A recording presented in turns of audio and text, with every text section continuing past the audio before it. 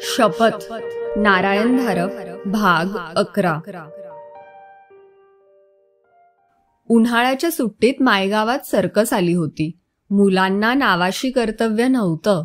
नदीपलीकडच्या माळावर सर्कशीचा मुक्काम होता आणि अर्थात गावातल्या पोरांना आणि थोरांनाही ते एक आकर्षणच होतं। सर्कसची जाहिरात म्हणून गावातून आठवड्यातून एकदा तरी मिरवणूक जायची। पुढे बँड, लाल भडक जरतारी पोशाखातले, डोक्यावर ऐटदार फेटे बांधलेले, रुबाबात चालणारे बँडवाले, तऱ्हेतऱ्हेची चकचकती पितळाची वाद्य, ट्रोम्बॉन, क्लॅरिनेट, सॅक्स ड्रम, ट्रँगल आणि झन आवाज करणाऱ्या झांजा, आणि मग प्राणी, आधी डौलात चालणारे घोडे, त्यांच्या मागून झुलत झुलत चालणारे हत्ती, आणि त्यांच्या मागे सर्वात मोठं आकर्षण वाघ सिंहाचे पिंजरे। अगदी पोलादी गजांमागे असले तरी त्यांची धमक काही औरच।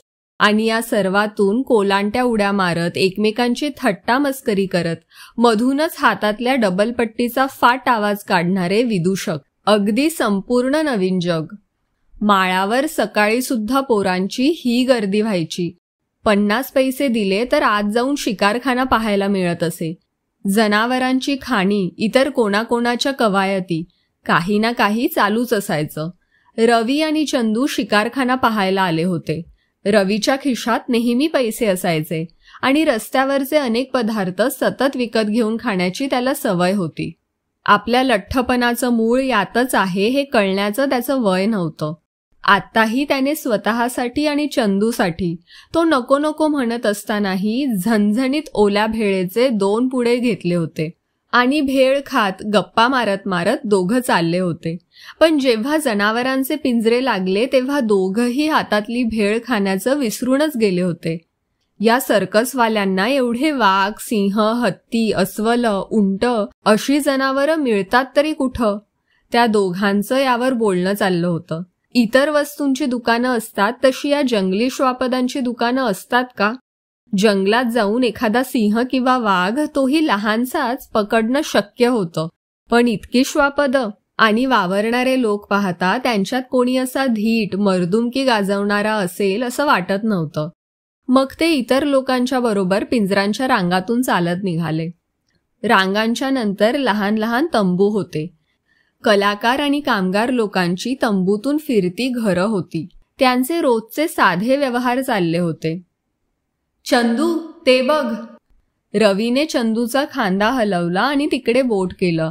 चंदूने त्या दिशेने पाहिलं तेव्हा त्याला तो विदूषक दिसला। विदूषक बुटके असतात अशी त्याची समजूत होती, पण हा खूप उंच वाटत होता। तो दोन्ही हात हलवून त्यांना बोलवत होता। मागे ताडपत्रीखाली अर्धवट झाकलेला एक पिंजरा होता, तिकडे बोट करत होता, हाताने बोलवत होता। इतरत्र रस्त्यावर वगैरे विदूषक दिसला असता तर तो विसंगत वाटला असता, मनातला संशय जागा झाला असता। पण सर्कस म्हटली की विदूषक असणारच, नाही का? त्यांना संशय कसा येणार? आणि तो पिंजऱ्याकडे बोट दाखवत होता। कदाचित एखादं नवीन जनावर असेल। इतरांना कोणालाही पाहायला मिळालं नाही, ते त्या दोघांना पाहायला मिळेल। ते दोघं त्या दिशेने निघाले। कोणाचंही त्यांच्याकडे लक्ष नव्हतं। ताडपत्री बाजूला करून तो विदूषक आत गेला आणि 1-2 मिनिटातच रवी आणि चंदूही तिथे पोहोचले। समोरच पिंजरा होता। आत काही आहे का नाही ते दिसत नव्हतं। ते जरा पुढे जातात तर मागून त्यांना कोणीतरी जोराने ढकललं। कसाबसा तोल सावरून ते उभे राहतात न राहतात तोच त्यांना दिसलं की आपण एका पिंजऱ्यात आहोत। कसं ते त्यांना समजलं नाही, पण ते दोघं पिंजऱ्यात होते आणि त्यांच्या खेरीज तिथे आणखी कोणीतरी होतं। मघाशी बाहेर सकाळचा लख्ख सूर्यप्रकाश होता। कदाचित ताडपत्रीने असेल, पण इथे प्रकाश अगदी अंधुक वाटत होता आणि त्या जराशा अंधारलेल्या भागातच तो विदूषक उभा होता।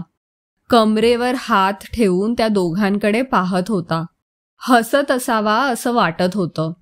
आणि मग तो जवळ यायला लागला। रवी चंदूची भीतीने बोबडीच वळली होती। काही करायची, ओरडायची, हालचाल करण्याची इच्छाशक्तीच राहिली नव्हती। विदूषक आणखी जवळ आला आणि मग एका हाताने त्याने तोंडावरचा बुरखा, ज्यावर पांढरे गाल, लाल तोंड, मोठ्या मोठ्या भुवया चितारलेल्या होत्या, तो त्याने काढून टाकला. क्रूर करारी चेहरा, पांढरे शुभ्र सुळ्यासारखे दात.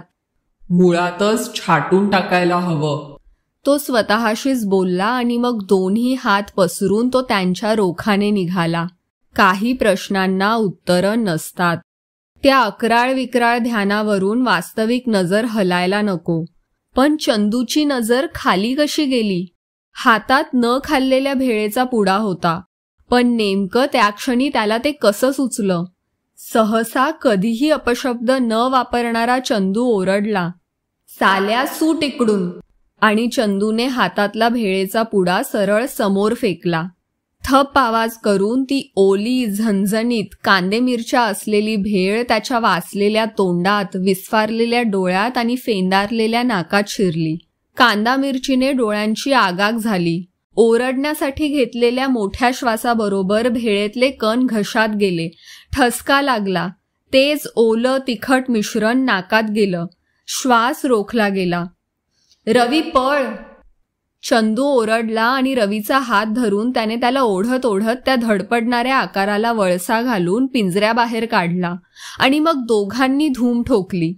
सर्कसच्या कुंपणाबाहेर येईपर्यंत ते थांबले नाहीत. मग धापा टाकत थांबले, मागे पाहू लागले. पण अर्थात इतक्या लांबून मागचं काहीच दिसत नव्हतं. आणि आता लोकांची इतकी गर्दी आणि वर्दळ होती की आता त्यांना काही धोका दिसत नव्हता. आता दम घ्यायला हरकत नव्हती. चंद्या, तो कोण होता रे? माझ्या ओळखीचा थोडाच होता.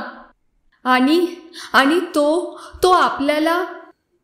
बोल की, तो काही आपल्याला प्रेमाने मिठी मारायला नव्हता येत. पण म्हणजे... हो, मारायलाच, किंवा आणखी काहीतरी वाईट. तो काहीतरी बरळत होता. हो, तूही ऐकलंस ना?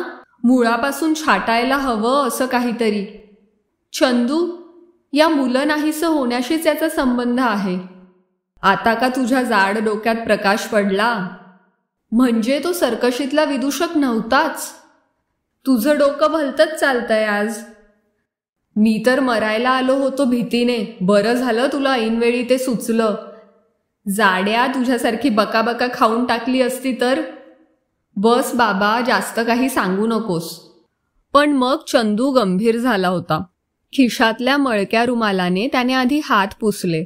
मग त्याच रुमालाने चष्म्याच्या जाड काचा साफ केल्या. आज दुपारी देवळात ये, चंदू म्हणाला. अजयला सांगायला हवं. ते दोघे परत फिरले. सर्कसमधल्या कंपाऊंडच्या फळ्यांच्या फटीतून त्यांच्यावर खिळलेले 2 लाल डोळे त्यांना दिसले नाहीत. जयराम घरी परत येताना मनाशी आश्चर्य करत होता.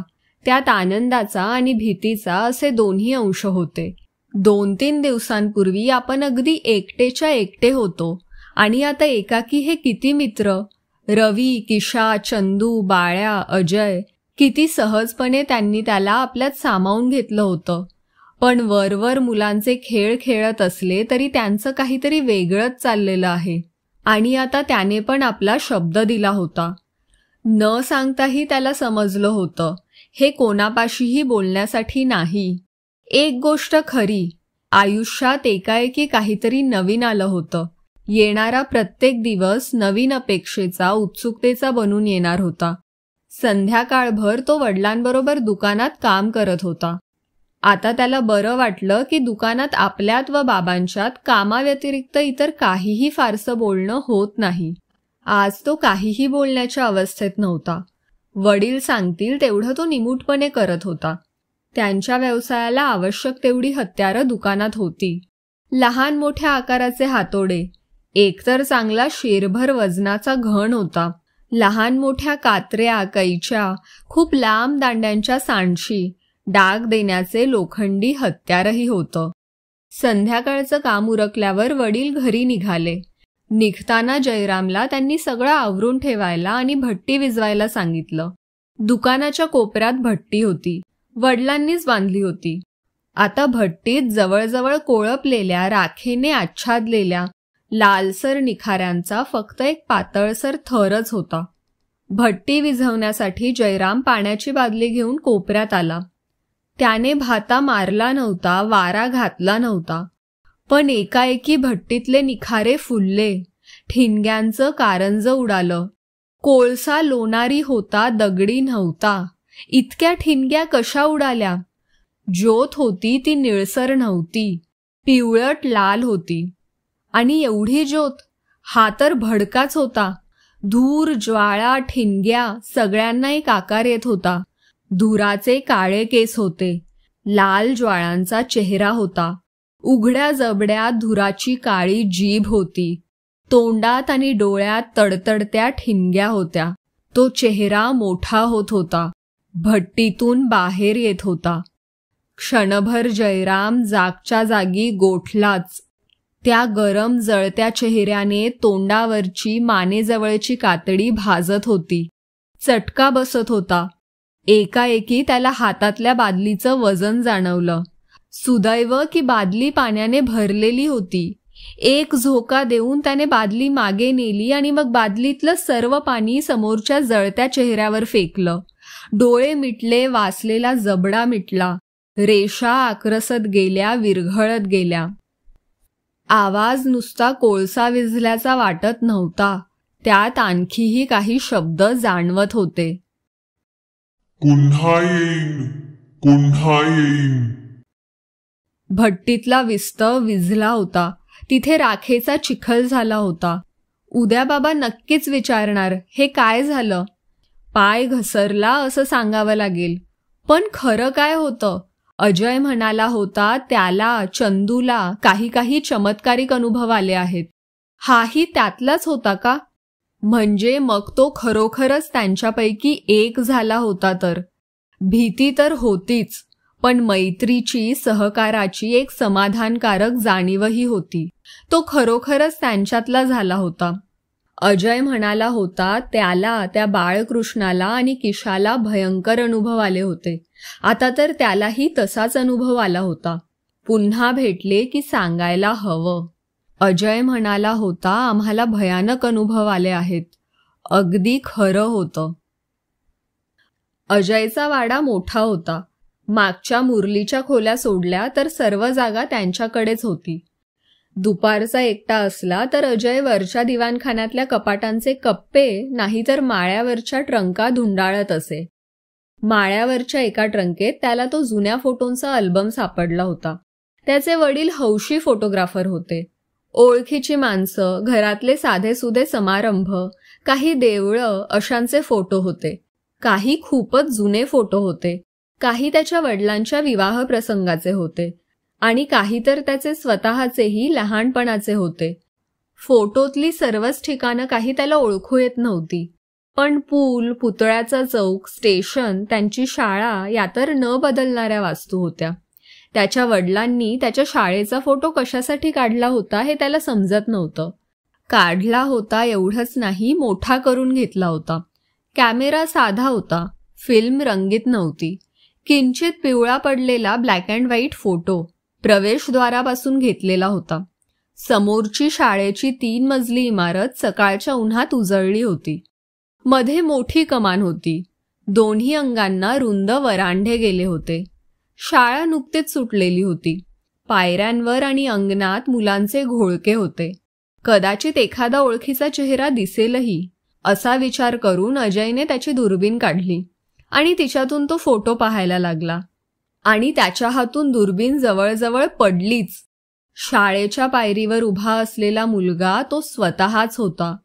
डोक्यावर सनकॅप मागे सारलेली, खांद्यावरून आलेले बॅगचे पट्टे, दोन्ही खिशात हात, खाली मळकट मोजे, त्याखाली कॅनव्हास शूज. पण हे तर त्याचे आत्ताचे कपडे होते आणि त्याचा फोटो इथे.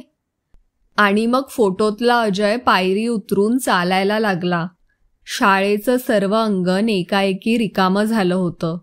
अजय खेरीज त्या फोटोत कोणी नव्हतं आणि तो बेफिकीरपणे चालला होता. आणि मग मागच्या कमानीतून तो पांढऱ्या धोत्रातला दांडगा इसम आला. किंचित वाकून दबकत दबकत तो पुढे येत होता. अजयच्या पाठलागावर, अंगणातल्या फरशीवर त्याच्या अनवाणी पावलांचा अजिबात आवाज होत नसला पाहिजे. मागून तो 5 पावलांवर आला. 4, 2, एक. फोटोतल्या अजयला काहीच कल्पना कशी नव्हती. आता तर तो त्याच्या इतक्या जवळ पोहोचला होता की अजयच्या मानेवर मागून एकदम गरम हवेचा हबका आला. काहीतरी ओरडून त्याने हातातला अल्बम एकदम खाली टाकला. त्याने गरकन मागे वळून पाहिलं, पण माळ्यावर तो एकटाच होता. पण आता त्याची अगदी खात्री झाली होती, आपल्या मागे अगदी जवळ कोणीतरी आलं होतं, तापल्या वाऱ्यासारखं श्वासोच्छवास करणारं. भयभीत नजरेने तो त्या अल्बमकडे पाहत होता. अल्बम त्याच पानावर उघडलेला होता, पण ते आता एक साधं चित्र होतं. नुकतीच सुटलेली शाळा. बाळकृष्णाचे वडील उपाध्याय होते. तो व्यवसाय बाळा करणार नाही ही गोष्ट सर्वांनी गृहीतच धरली होती. पण तरीही त्याचे वडील चतुर्थीच्या दिवशी अथर्व शीर्ष गणेश स्तोत्र म्हणण्यासाठी गणपतीच्या देवळात, सोमवारी लघुरुद्र म्हणण्यासाठी महादेवाच्या मंदिरात त्याला बरोबर नेतच. त्याला त्यासाठी पहाटे उठावे लागे, स्नान उरकावे लागे. सुट्टीचे दिवस म्हणजे सूर्य चांगला वर येईपर्यंत आरामात लोळण्याचे दिवस. पण अर्थात घरातल्या वडीलधाऱ्यांच्या हुकुमशाही पुढे त्याचा नाईलाज होता. गणपतीच्या देवळातलं म्हणणं झाल्यावर वडिलांनी त्याला घरी जाऊ दिलं होतं. त्यांना कोणाकडे तरी काही कार्यासाठी जायचं होतं. बाळा रेंगाळत रेंगाळत घराकडे परत येत होता. डोळ्यांवरची झोप स्नान झाल्यावरही पुरेशी गेलेली नव्हती. वाट पुतळ्याच्या चौकातून होती. दिवसभर हा भाग गजबजलेला असायचा, पण आता सामसूम होती. रस्ता, दुकाने, सगळ्यांनाच नवीन परिमाण आलं होतं. पुतळ्याच्या साखळीपाशी उभा राहून बाळाने वर पाहिलं. अर्थात हा रिकामपणचा चाळा होता. त्या कोणा दिवंगत नेत्यात, त्याच्या जीवित कार्यात बाळाला काडीचंही स्वारस्य नव्हतं. पण त्याची नजर वर गेली खरी. चौकातून जाता येता त्याने पुतळ्यावर 1000 वेळा तरी नजर टाकली असेल. किंचित काळपट लालसर धातूचा पुतळा मनात ठसला होता. सर्व काही त्या धातूचंच होतं. चुणीदार पायजमा, जोधपूर बंद गळ्याचा लांब कोट. पण मग हे पांढरं काय होतं? का पुतळ्याला रंग दिला होता? नाही, रंग नव्हता. ते वस्त्र होतं. वाऱ्याने हलकं हलकं हलत होतं आणि वरचं शरीर काळं दिसत होतं आणि खांद्यावरही एक पांढरं वस्त्र होतं. आणि तो चेहरा, तो तर पुतळ्याचा खासच नव्हता. तो काळा क्रूर चेहरा त्याच्याकडे खाली वाकून पाहत होता, हसत होता. काही क्षण बाळाला कशाचा उलगडाच झाला नाही. आणि मग मेंदू जाळणारा एक विचार सळसळत गेला. तो किशा असंच काहीतरी पाहिल्याचं सांगत होता. तो एक पाऊल मागे सरला. तेवढ्यात पुतळ्याचा एक हात सपाट्याने खांद्याकडे गेला. खांद्यावरून पांढरं वस्त्र खसकन ओढलं गेलं आणि एक टोक हातात धरून कोळ्याच्या जाळ्यासारखं ते हवेत फेकलं गेलं. घड्यामागून घड्या उलगडत त्याचा पांढरा घुमट झाला होता. तो सावकाश खाली येत होता. बाळा जोराने मागे सरला. कशात तरी त्याचा पाय अडखळला आणि तो तसाच्या तसा मागे पडला. त्या पांढऱ्या घुमटाची एक किनार त्याच्या चेहऱ्याच्या अगदी जवळून गेली. बर्फ लावल्यासारखा तो भाग गार पडला. तो धडपडत आणखी मागे सरकला. ते पांढरं कापड पुन्हा एकदा मागे उचललं जात होतं. पण त्याआधीच बाळा वळला होता. सकाळच्या रिकाम्या रस्त्यावरून धूम पळत सुटला होता. 25-30 पावलं पळून आल्यावर धापा टाकत तो थांबला आणि मग त्याने सावकाश मागे वळून पाहिलं. ब्रॉन्झचा पुतळा आपल्या वर्षानुवर्षाच्या निश्चल पावित्र्यात उभा होता. बाळाची खात्री झाली. पाय ठेचाळून तो अचानक मागे खाली पडला नसता तर ते पांढरं वस्त्र त्याच्या भोवती लपेटलं गेलं असतं. नुसत्या जवळकीने जर शरीर इतकं गारठलं होतं तर मग त्या वस्त्राने लपेटलंच गेल्यावर काय झालं असतं? पण असं कसं होईल? धातूचे पुतळे कधी हलतात का? बाळा थांबला आणि मग पुतळ्याच्या रोखाने सावकाश सावकाश पुढे यायला लागला.